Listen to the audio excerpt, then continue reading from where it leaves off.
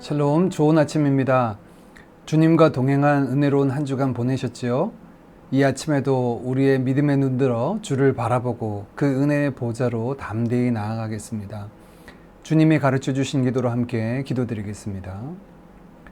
하늘에 계신 우리 아버지여, 이름이 거룩히 여김을 받으시오며 나라의 임하옵시며 뜻이 하늘에서 이룬 것 같이 땅에서도 이루어지이다. 오늘날 우리에게 일용할 양식을 주옵시고 우리가 우리에게 죄 지은 자를 사하여 준 것 같이 우리 죄를 사하여 주옵시고 우리를 시험에 들게 하지 마옵시고 다만 악에서 구하옵소서. 대개 나라와 권세와 영광이 아버지께 영원히 있사옵나이다. 아멘. 사랑의 아버지 하나님, 날마다 저희의 삶에 베풀어 주시는 그 은혜와 사랑에 감사를 드립니다.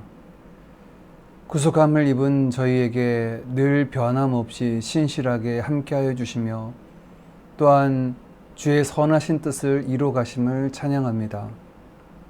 이 아침에도 새벽을 깨우며 그 은혜의 손길에 의지하여 하루를 시작합니다. 그리스도 안에서 자녀 삼으신 저희들이 가정과 믿음의 공동체, 직장과 일터, 그리고 수많은 만남과 관계 안에서 온전히 빛의 자녀로 살기를 원합니다. 그러나 저희 마음에 원함은 있으나 그렇게 살지 못하는 많은 순간들이 있음을 고백합니다. 주님, 날마다 저희를 새롭게 하시고 무엇보다 성령으로 충만하게 하사 우리로 할 수 없는 그것을 성령께서 이루시는 것을 보게 하여 주옵소서. 계산적이고 이기적인 저희 지각을 성령님 다스려 주셔서 하나님의 영광을 최우선으로 생각하며 살게 하옵소서. 늘 자신의 안위와 만족만을 추구하려는 정욕적인 저희 마음을 다스려 주셔서 주는 것이 복됨을 알게 하시고 낮아지고 섬김의 즐거움을 누리게 하여 주옵소서. 저희 혀를 주장하사 위로하고 격려하며 축복하고 세워주는 말들로 채워주옵소서. 그리하여 말씀하신 대로 누가 말을 하려면 주님의 말씀을 하는 것 같이 하고 누가 봉사하려면 주님 주시는 힘으로 하는 것 같이 하여 오직 주님께만 영광 돌리는 저희 삶이 되게 하옵소서. 십자가 복음으로 하나님의 나라를 이뤄가는 비전으로 저희 드림교회를 세워주신 아버지 하나님, 아버지의 소유된 교회, 온전히 아버지의 뜻대로 세워지게 하여 주옵소서. 이를 위해 늘 깨어 기도하는 공동체 되게 하여 주셔서 주를 기쁘시게 할 것이 무엇인지 주의 뜻을 분별하는 자들이 되게 하여 주옵소서. 성도 한 사람 한 사람이 복음 안에서 새로워지게 하시고 복음의 능력으로 세상 가운데 하나님의 통치하심을 이루어가는 하나님의 나라를 세워가는 그 나라 일꾼들로 서게 하여 주옵소서. 날마다 구원받는 자의 수가 더하게 하시고 평안하에 든든히 세워져 복음의 전초 기지가 되게 하여 주옵소서. 이 아침에도 주님께로 나아갑니다. 저희를 받아주시고 오늘 하루 주와 동행하며 주 뜻 이루며 살게 하여 주옵소서. 예수님의 이름으로 기도하옵나이다. 아멘.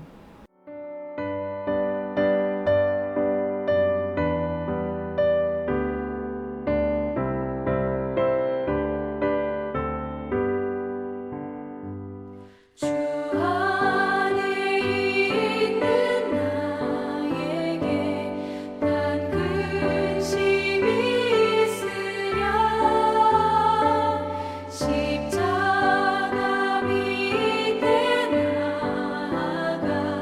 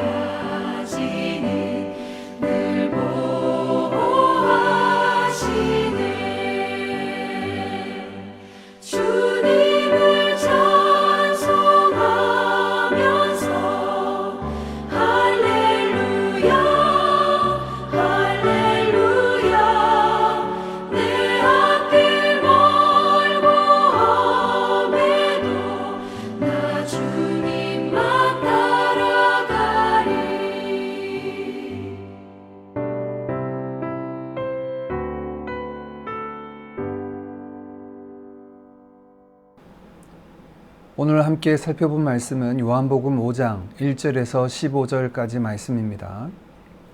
1절 말씀부터 읽겠습니다. 그 후에 유대인의 명절이 되어 예수께서 예루살렘에 올라가시니라.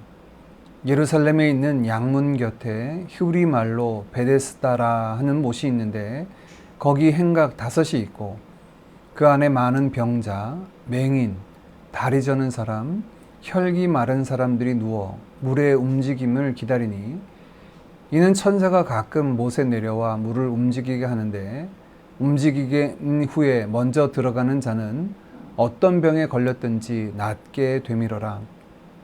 거기 38배 된 병자가 있더라. 예수께서 그 누운 것을 보시고 병이 벌써 오래된 줄 아시고 이르시되 네가 낫고자 하느냐? 병자가 대답하되 주여 물이 움직일 때 나를 못에 넣어주는 사람이 없어 내가 가는 동안에 다른 사람이 먼저 내려가나이다. 예수께서 이르시되 일어나 내 자리를 들고 걸어가라 하시니 그 사람이 곧 나아서 자리를 들고 걸어가니라. 이날은 안식일이니 유대인들이 병 나은 사람에게 이르되 안식일인데 네가 자리를 들고 가는 것이 옳지 아니하니라. 대답하되 나를 낫게 한 그가 자리를 들고 걸어가라 하더라 하니 그들이 묻되 너에게 자리를 들고 걸어가라 한 사람이 누구냐 하되 고침을 받은 사람은 그가 누구인지 알지 못하니 이는 거기 사람이 많으므로 예수께서 이미 피하셨습니다. 그 후에 예수께서 성전에서 그 사람을 만나 이르시되 보라 네가 나았으니 더 심한 것이 생기지 않게 다시는 죄를 범하지 말라 하시니 그 사람이 유대인들에게 가서 자기를 고친 이는 예수라 하니라. 아멘. 요한복음은 예수님의 행적을 따라서 진행되는 만남을 통해 예수님이 누구신지 소개하고 있습니다. 예수님과 주변 사람들과의 만남, 대화, 그들의 반응을 통해서 예수님의 하나님의 아들 되심, 그리고 그리스도 되심을 계속해서 보여주고 있습니다. 오늘 본문에 등장하는 베데스다 연못에 38년 된 병자를 고친 사건은 특별히 그 중에서도 요한복음에 등장하는 7개의 표적, 예수님이 누구신지를 알려주는 여러 가지 기적 사건 중 3번째로 소개되는 내용입니다. 예수님께서는 유대인의 명절이 되어 예루살렘을 방문하였을 때의 일입니다. 성전의 북쪽인 양의 문 밖에 있는 베데스다라는 연못이 있었고 이 연못 주변에 5개의 행각, 즉 지붕이 있는 쉘터인 주랑이 있었습니다. 이곳에 수많은 병자들이 있었는데 왜냐하면 그들은 연못물이 움직일 때를 기다렸고 천사가 물을 흔들 때 가장 먼저 들어간 사람은 어떤 병에 걸렸든지 나음을 입는다고 그들이 믿기 때문이었습니다.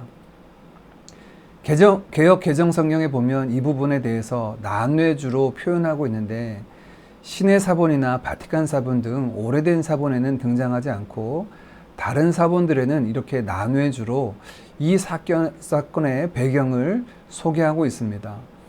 요즘도 어디에 가면 어떤 병이 낫는다 하는 이야기를 듣고 달려오는 사람들이 있는 것과 비슷한 상황이죠. 이런 이야기를 듣고 38년 된 병자가 오랫동안 기다리고 있었습니다.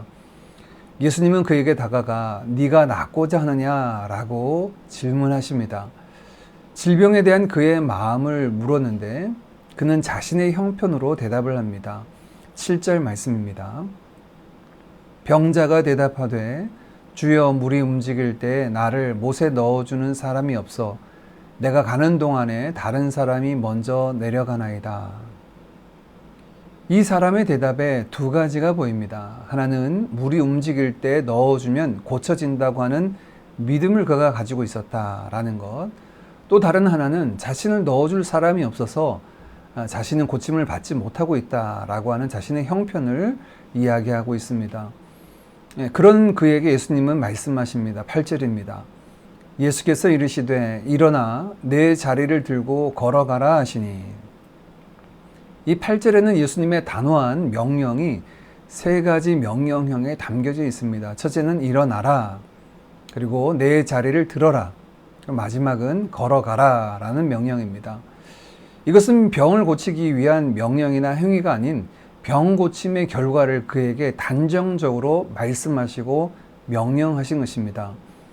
그 말씀의 결과에 이어진 구절은 이렇게 소개합니다. 그 사람이 곧 나아서 자리를 들고 걸어가니라. 이 날은 안식일이니. 그 사람이 곧 나아서, 원문에는 가장 앞에 나오는 단어가 곧이라는 단어가 등장하는데요. 곧 나아졌다는 것입니다. 즉각적인 결과입니다. 그래서 예수님이 말씀하신 대로 자리를 들고 걸어갔다. 우리에게 무엇을 보여주고 있습니까? 어제 묵상했던 왕의 신하를 고쳐주셨던 그 예수님, 말씀 한마디로 모든 것을 이루시는 주님, 그 예수님의 권세를 다시 한번 보여줍니다. 예수님은 누구에게 부탁할 필요가 없고 그 권세로 말씀만 하시면 됩니다. 38년이나 되는 긴 세월 동안 병에 걸려 그곳에 살았다면 이 사람의 삶은 정말로 피폐해질 대로 피폐해졌을 것입니다. 그러나 주님의 명령 한마디면 그의 모든 것들은 변화됩니다. 예수님이 하나님의 아들 그리스도이시다라고 하는 그 권세를 보여주고 있습니다. 그런데 다른 예수님의 치유의 역사와는 좀 다른 모습이 보입니다. 그것은 가나의 혼인잔치나 왕의 신하의 아들을 고쳐주실 때에는 주님의 말씀에 대해 그들의 믿음의 순종이 뒤따랐죠. 물도온 하인이나 그 말씀에 순종한 왕의 신하들이 있었습니다.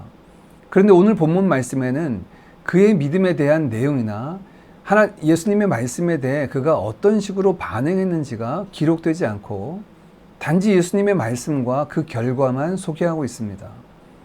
이후에 유대인들이 병 나은 사람에게 안식일인데 내 자리를 들고 가는 것이 옳지 못하다라고 얘기할 때 그 나음을 입은 자가 누군지를 묻는 질문에 내가 누군지 모르겠다. 예수님이 누구신지도 모르고 있음을 보여줍니다. 즉 이 역사는 이 사람의 믿음이나 예수님을 향한 그의 믿음의 고백과 반응과 상관없이 일어난 일이지요. 우리에게 또 한번 이 내용들을 다시 보여줍니다. 하나님의 아들이신 주님의 역사는 반드시 사람들의 믿음을 필요로 하는가? 그렇지 않다는 겁니다. 우리가 흔히 생각하기를 믿음이 조건이어서 믿지 않으면 구원받지 못하고 믿지 않으면 어떤 역사도 일어나지 않는다.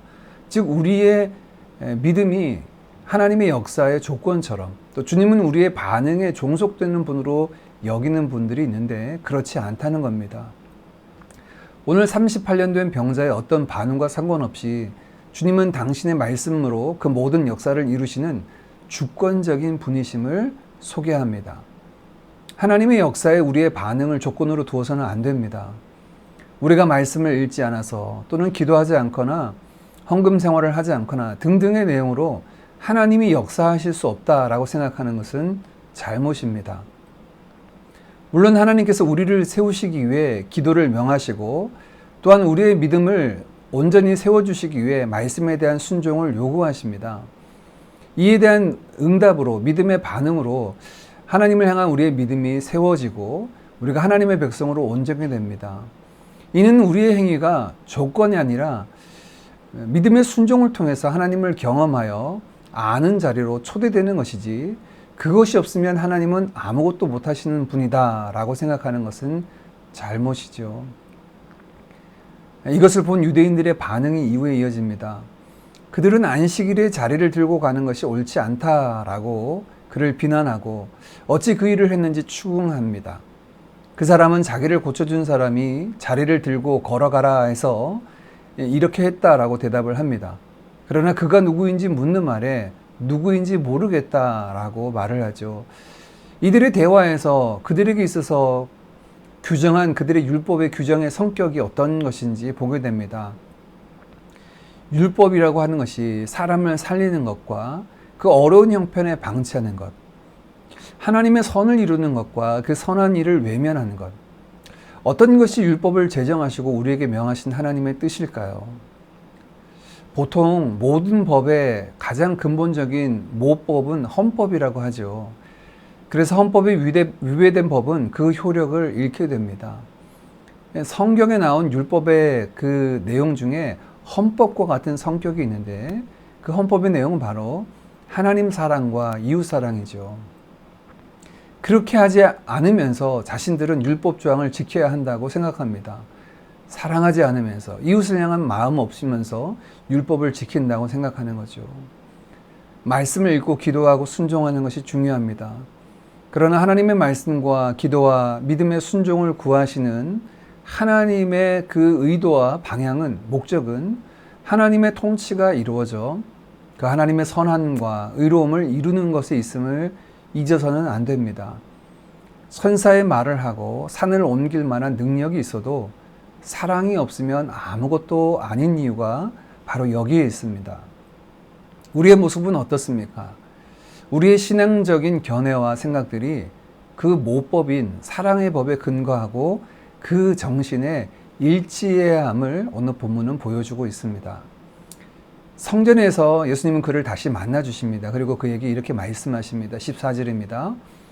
그 후에 예수께서 성전에서 그 사람을 만나 이르시되 보라, 내가 나았으니 더 심한 것이 생기지 않게 다시는 죄를 범하지 말라 하시니. 이 말씀은 모든 병의 근원이 사람의 범죄함 때문이다 라고 말씀하시는 것은 아닙니다. 같은 요한복음 9장에서는 날 때부터 앞을 보지 못했던 바디메오를 통해 모든 질병이 그나 그의 조상의 죄로부터 오는 것은 아니다 라고 예수님께서 말씀하셨기 때문이죠. 그러나 어떤 질병은 죄로부터 기인하기도 합니다. 죄의 영향입니다. 그리고 주님은 가서 다시는 죄를 범하지 말라, 더 큰 병에 걸리지 않도록 다시는 죄를 범하지 말라 라고 말씀하십니다. 우리의 구원도 마찬가지입니다. 예수 믿고 구원받았으니 나는 이제 어떻게 살아도 상관없다는 것, 이것은 잘못된 구원론이죠. 우리로 다시 죄를 범하지 않도록 하기 위해, 죄의 종으로 살게 하지 않도록 하기 위해 구원하셨음을 잊지 말아야 합니다. 오늘 본문은 예수님의 세 번째 표적입니다. 주님은 우리의 반응과 상관없이 모든 일을 이루실 수 있는 주권자 하나님이십니다. 우리의 행위나 연약함으로 주님의 역사를 제한해서는 안 됩니다. 또한 하나님의 모든 말씀, 그 명령의 중심은 사랑에 있습니다. 사랑을 떠나서는 아무것도 아닙니다. 우리의 진리는 사랑으로 옷 입고 있다는 사실을 잊지 말아야 합니다. 세 번째, 우리를 구원하심의 목적은 죄에서 벗어나는 것에 있습니다.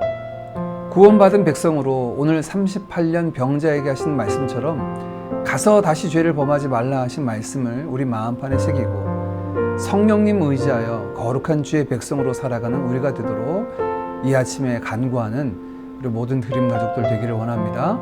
주신 말씀 붙잡고 우리 함께 같이 기도하고, 또한 내일 있을 주일 예배를 위해서 우리 목회자들과 리더십을 위해서 2022년 준비되고 진행되는 우리의 모임과 사역들을 위해서 아침에 함께 같이 기도하겠습니다.